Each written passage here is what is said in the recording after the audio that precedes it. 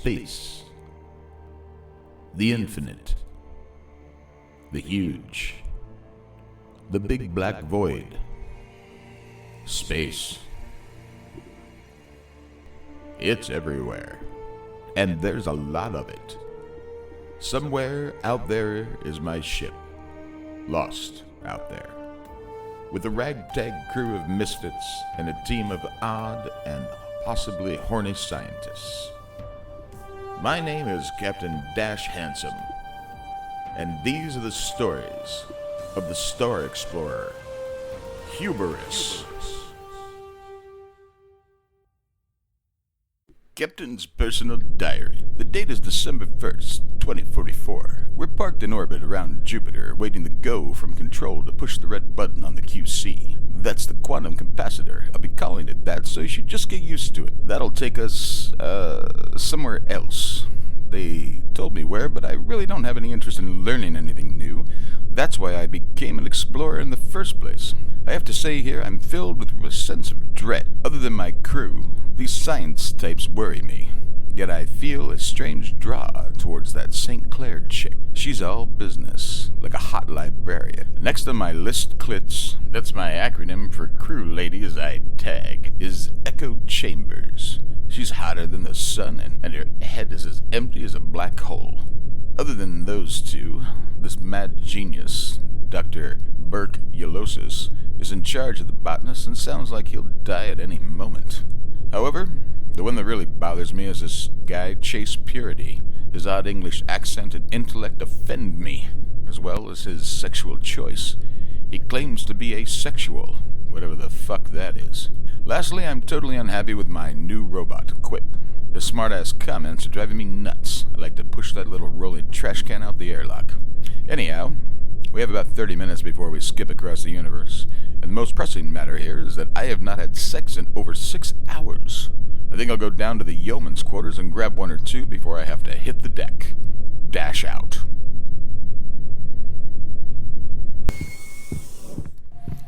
Where in the hell have you been, Dash? We're about to hit the button. I was getting my hard drive wiped, if you know what I mean, Doc. I have no idea what you mean. You see, mate, that's the problem with sex, right? That's why I'm asexual. Stop saying that. I'm very sexual, too. Echo, my love, try not to talk when the adults are speaking. All right, Doc, the ship is wet and ready. Smack that red button and make it happen. Well, I see that someone was even later than me. Miss St. Clair, glad you could join us.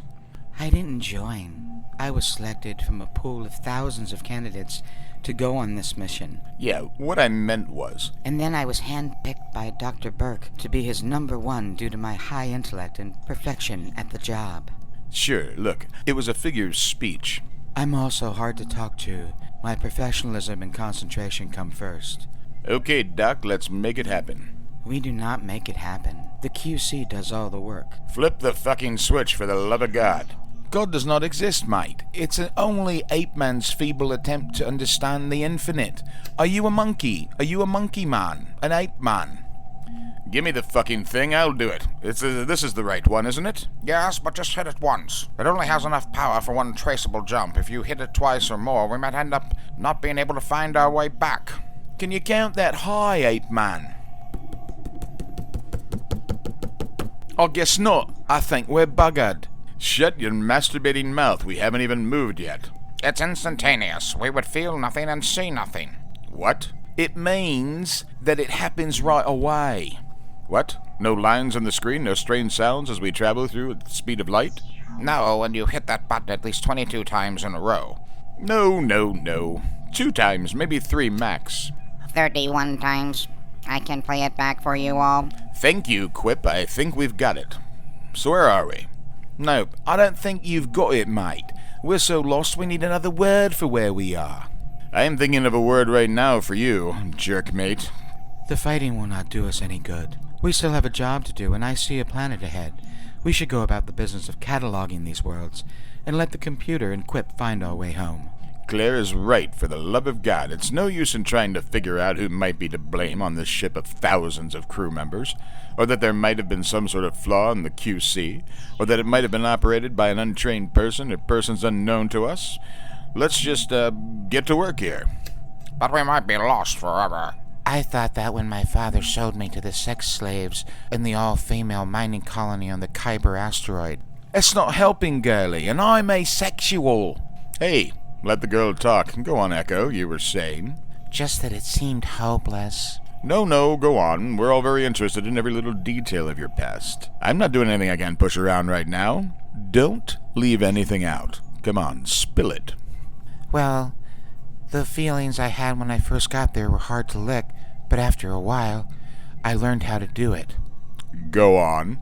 You just had to dive right in, you know. It's all about getting your head in the right place, and staying there until it's over.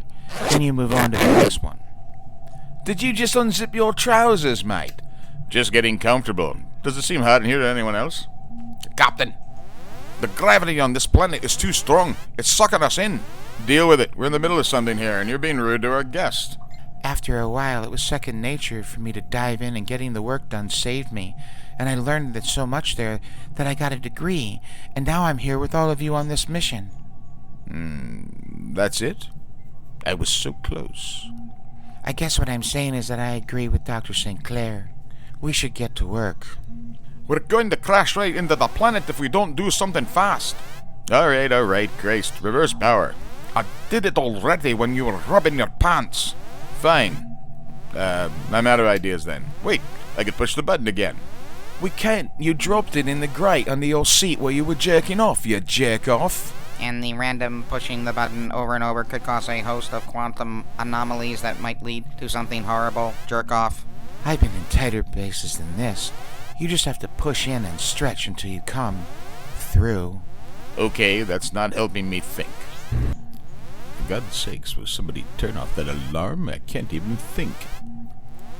The absence of sexually charged conversation and a warning alarm will not enable you to do something that you could not do before. I've just about had it with you, Quip. And I'm not kidding. Captain, it's so much gravity. I think it's going to suck me right out of my chair. When I was at my last job, someone asked me to do that. Captain, for the love of God, you've got to do something now. What are you looking at him for? He doesn't have an idea what to do. Look, he's still got his pants down. We're probably all just gonna die. That's all. Just die. I don't believe that it's going to end this way, after all the years that I've spent doing this. I can hear you, fuckers. Captain's internal monologue. I don't really know what to do, and I'm looking at all these buttons, and I'm not certain what any of them do either. You gotta ask yourselves, who was it that actually put me in charge?